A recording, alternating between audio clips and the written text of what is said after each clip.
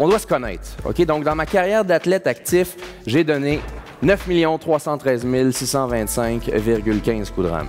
Un mouvement qui, de l'externe, peut paraître répétitif, mais de l'interne, chaque coup de rame, c'est la chance d'aller plus loin, dans la bonne direction, en brûlant moins d'énergie qu'au coup de rame précédent. Ça, c'est l'art de la glisse. Mes en garde suivantes, j'ai fait les Jeux de 2000 et j'ai terminé 4e en solo. J'ai essayé de faire les Jeux de 2004 en duo, puis je ne me suis pas qualifié. J'ai essayé de changer mon partenaire. Partenariat difficile, je travaillais sur lui au lieu de travailler sur moi. Avant de faire du canot, je jouais au soccer. Un potentiel de 2 médailles dans toute une année de soccer. Dans cette journée de canot-là, je gagne pas moins de 4 médailles. Le meilleur ROI, là, dans mon cas, là, il se passe en canot-kayak. Je sais que si je vais aux Jeux olympiques, je vais être dans le stade, cérémonie d'ouverture, puis le monde entier va nous regarder, nous, dans le stade. Je sais également que si je ne vais pas aux Jeux olympiques, je fais partie du monde entier en train de regarder ceux dans le stade. Cette clarté-là par rapport à mon rêve, c'est ce qui me permet de faire mes choix sur une base quotidienne. On sait avant que la course commence que 90% de ceux qui ont osé se pointer, ils vont la perdre cette course-là.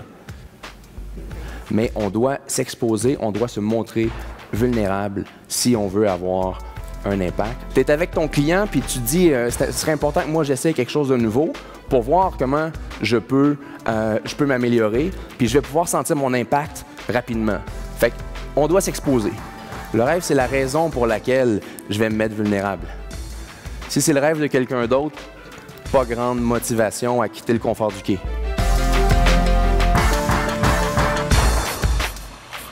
Allez, force-toi, exagère, va mettre de l'amplitude en rotation.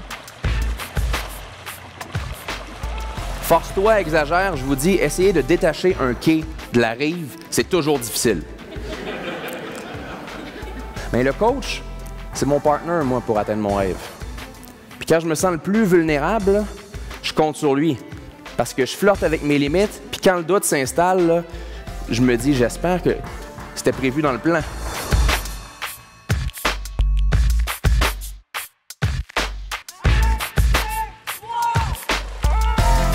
OK. La personne qui dit 1, 2, 3, c'est elle. On devrait mettre la rame à l'eau à 3. La personne en avant n'est pas sur le rythme vocal. Lui, dans le fond, il aurait pu suivre avec ses oreilles, mais regardez l'angle des rames. Il a dit, moi, je suis avec mes yeux, parfaitement alignés. Elle, sa job, c'est de donner le rythme. Elle se dit, si personne m'écoute dans ce bateau-là, je vais au moins m'écouter moi-même. Mais en même temps, quand ça va déjà tout croche, là, quelqu'un qui essaye de quoi, là, ça peut être intéressant aussi. Hein? Ça ne sert à rien de se faire croire que ça allait bien dans ce bateau-là. Là. C'est sensible, l'expérience du client, non? La voyez-vous avec ce modèle-là?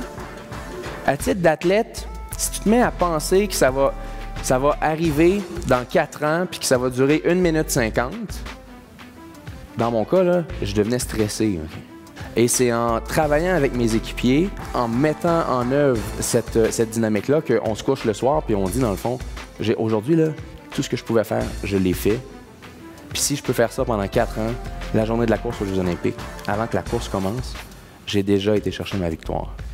La victoire, elle est dans ce processus-là.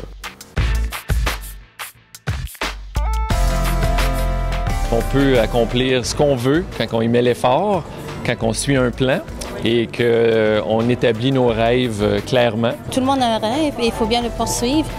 Malgré tous les obstacles qu'on a dans la vie, malgré toutes les énergies négatives qu'on a autour de soi, on ne devrait jamais laisser tomber.